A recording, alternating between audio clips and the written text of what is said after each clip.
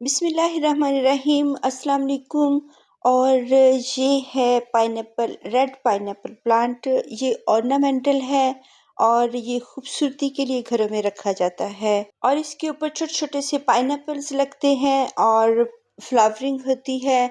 और ये डिकिया फैमिली से बिलोंग करते हैं और बहुत खूबसूरत प्लांट। और टू कलर्स हैं इसके। इसके जो साइड से जो नीचे से लीव्स होते हैं वो ग्रेश कलर में होते हैं, जबकि ऊपर से इसके लीव्स रेड कलर में होते हैं। और अब सर्दियों की धूप बहुत कम हो चुकी है, जिसकी वजह से इनमें इतना डार्क कलर नहीं आया है, वरना तो ये बहुत रेड हो जाते हैं और बहुत खूबसूरत लगते हैं। और ग्रीन जो होते हैं प्लांट्स, उनके साथ इनका कॉम्बिनेशन बहुत खूबसूरत लगता है। और ये प्लांट तमाम साल ही हमारे पास रहते हैं और ये पेरिनियल्स के तौर पे रहते हैं। और इनके बहुत खूबसूरत से जो छोटे छोटे पाइनएप्पल्स लगते हैं वो भी बहुत खूबसूरत लगते हैं। तो इसकी छोटी सी स्टॉक इसकी निकली थी तकरीबन 1 डेढ़ साल पहले। वैसे तो ये प्लांट मेरे पास कोई तकरीबन 4 या 4.5 साल से है मेरे पास। इनके ऊपर छोटे छोटे से पाइनएप्पल्स बनते हैं, बहुत बिग नहीं होते हैं और ये सजावटी तौर पर हम इनको एक हाउस प्लांट के तौर पर लगा सकते हैं।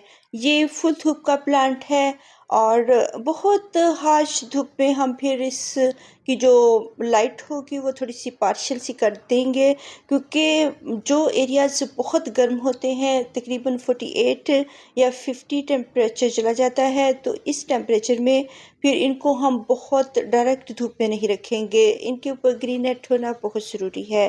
तो अभी इसका है कि ये बहुत जो प्लांट्स हैं बिग हो चुके हैं और रूट पाउंड हो चुके हैं, तो इनको अब रिपोर्टिंग की ज़रूरत है। और ये मौसम नहीं है, बहुत सर्दी अब आ चुकी है, दिसंबर का मंथ है, तकरीबन ख़त्म हो चुका है, तो इस मौसम में हम इसकी रिपोर्टिंग नहीं कर सकते हैं, वरना तो ये रूट पाउंड हो चुके हैं और इनको रूट पाउंडिंग बहुत पसंद होती है। लेकिन जो इनके फेड हुए लीव्स होते हैं उनको निकालना बहुत ज़रूरी है। जो थोड़े से रोट हो जाते हैं या जो लीव्स ड्राई हो जाते हैं, उनको हम फिर अगर नहीं निकालेंगे और जो ड्राई लीव्स होते हैं उनके अंदर ही मिली बग्स और स्पाइडर माइट्स और जितने भी ये बग्स वगैरह होते हैं उनकी जड़ों में ही होते हैं। तो अगर हम नहीं हटाते हैं तो हमारे पूरे ही प्लांट को ख़त्म कर सकते हैं। इसलिए इनको नीट एंड क्लीन रखना, इनकी सफाई करना बहुत ज़रूरी है। अगर हम प्लांट्स को पसंद करते हैं और अगर हम इनकी देखभाल नहीं कर सकते हैं, तो फिर हमें इनको बाय नहीं करना चाहिए। अगर कोई प्लांट हम अपने घर लेकर आते हैं तो तमाम ही प्लांट्स के साथ उन इन सबको ही वक्त देना बहुत ज़रूरी है। और इसके जो बेबीज़ हैं, जो मैंने ये हार्वेस्ट किया था तकरीबन 15-20 दिन या 1 मंथ पहले, तब सर्दी नहीं थी, नवंबर के मंथ में। तो इसका अब इस कैलस आ चुका है, तो इसको अगर हम 1 हफ्ते के लिए रख कर तो इसको रिप्लांट कर दें तो ये इसके लिए बेस्ट होता है। और इसके बेबीज़ आते रहते हैं, तो इनके बेबीज़ को हम जो है इसके ऑफसेट गेट करेंगे और इसको हासिल करके तो हम बहुत सारे इनकी प्रोपगेशन कर सकते हैं। तो इनके जो है जड़ों में से भी बेबीज़ आते हैं और इसकी एक ब्रांच के ऊपर भी जो है बेबीज़ बनते हैं।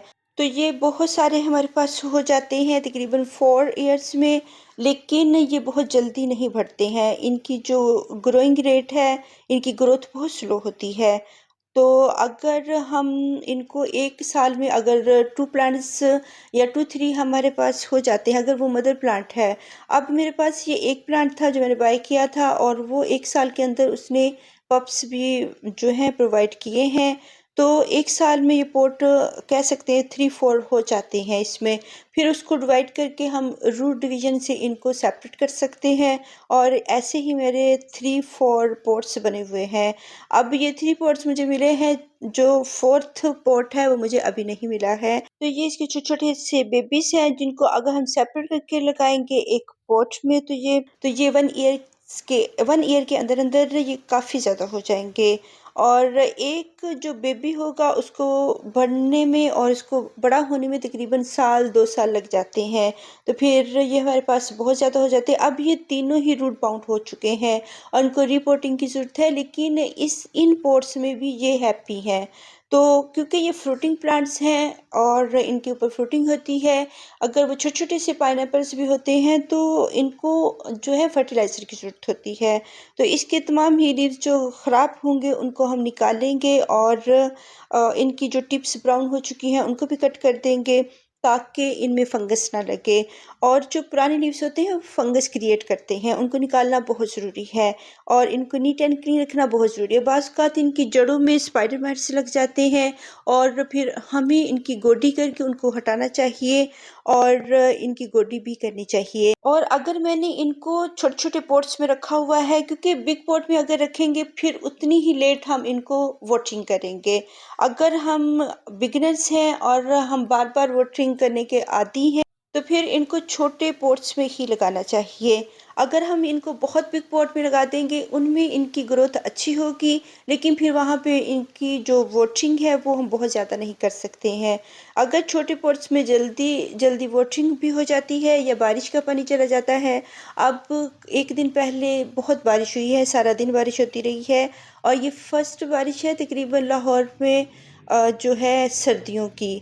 तो जो इसकी वजह से इनमें पानी चला गया है। तो अगर ये छोटे पॉट्स हैं, अगर 2 दिन बारिशें होती रहती हैं, तो हम फिर इतने वरी नहीं होते हैं कि बहुत ज़्यादा इनमें पानी चला जाएगा और ये देर से ड्राई होंगे, बल्कि ये जल्दी ड्राई हो जाएँगे। और ये जो ऊपर वाली सतह है, इसके ऊपर काफ़ी जाले लगे हुए मैंने देखे हैं। इसकी अच्छी तरह से गोडी करें ताकि जो माइट्स वगैरह हों वो सॉइल के अंदर चले जाएँ और वहाँ पे डिकम्पोस्ट हो जाएँ।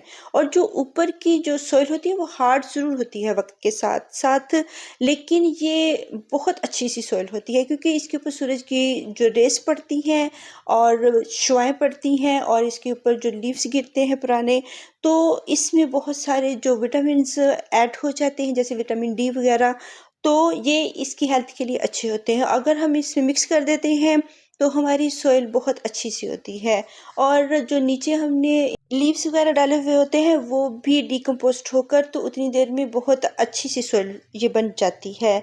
तो ऊपर वाली सॉइल को हटाना नहीं चाहिए, उसमें बहुत ज़्यादा जो न्यूट्रिएंट्स होते हैं तो उनको मिक्स कर देना चाहिए। जब हम गोडी करते हैं तो हमारी जो प्लांट्स होते हैं उनकी जो जड़ें होती हैं उसमें हैप्पी होती हैं और सॉफ्ट होती है सॉइल, और जो ऊपर की सॉइल नीचे जाती है तो फिर प्लांट को वो हेल्दी भी करती है। तो इसमें हमें खाद देने की ज़रूरत होती है। अगर जगह नहीं है पॉट में तो फर्टिलाइज़र आप दे सकते हैं सर्दियों के दिनों में। बहुत गर्म वेदर में इसको वो जो है फर्टिलाइज़र हमने नहीं देनी है। अदरवाइज़ जो ठंडे जो मंथ होते हैं जैसे सितंबर, नवंबर, दिसंबर, जनवरी, फरवरी और मार्च तक, हर दूसरे महीने हमने इनको जो है लिक्विड फर्टिलाइज़र देना होता है। रोज़-रोज़ ना दें, हर मंथ ना दें, तकरीबन दूसरे तीसरे मंथ इनको जो अगर हम वाटरिंग करते हैं तो उसमें थोड़ा-सा लिक्विड फर्टिलाइज़र ऐड कर दें और सॉइल के ड्राई होने का इंतज़ार करें, फ़ौरन-फ़ौरन इसको वाटरिंग ना करें और ना ही इसको इतना पानी पसंद होता है। तकरीबन 1 मंथ के बाद इनको वाटरिंग करें। ये बहुत ड्रॉट टॉलरेंट होते हैं, उनको पानी बिल्कुल भी पसंद नहीं होता। और अगर दूसरे प्लांट्स में हम वाटरिंग करते हैं तो इसको बचाकर फिर पानी देना चाहिए और ना ही इसके लीव्स को पानी पसंद होता है और ना ही इसकी जड़ों को पसंद होता है। जब रेनी सीज़न आता है तब हम इसको थोड़ी-सी छत के नीचे रख देते हैं और किसी भी शेड में, किसी पॉली हाउस में रख दें ताकि इसके ऊपर डायरेक्ट बारिश का पानी ना पड़े। अगर एक दिन इसके ऊपर बारिश का पानी पड़ता है और बहुत सॉइल ड्राई है तो फिर ठीक है, और अगर एक दिन इसको हमने उसका रेन वाटर दे दिया है तो फिर हम नेक्स्ट डे इसको बिल्कुल नहीं देंगे। वो 1 मंथ के लिए इसके लिए काफ़ी होगा और इससे इसको न्यूट्रिएंट्स भी मिल जाएँगे और प्लांट्स हेल्दी भी होंगे। और वैसे हम बारिश का पानी जमा करके कलेक्ट करके इनको दे सकते हैं। ये छोटे-छोटे से बेबीज़ हैं और इनके अभी वो नीचे इतनी ब्रांच नहीं बनी है और इनको हम सॉइल के ऊपर ऊपर ही लगाते हैं।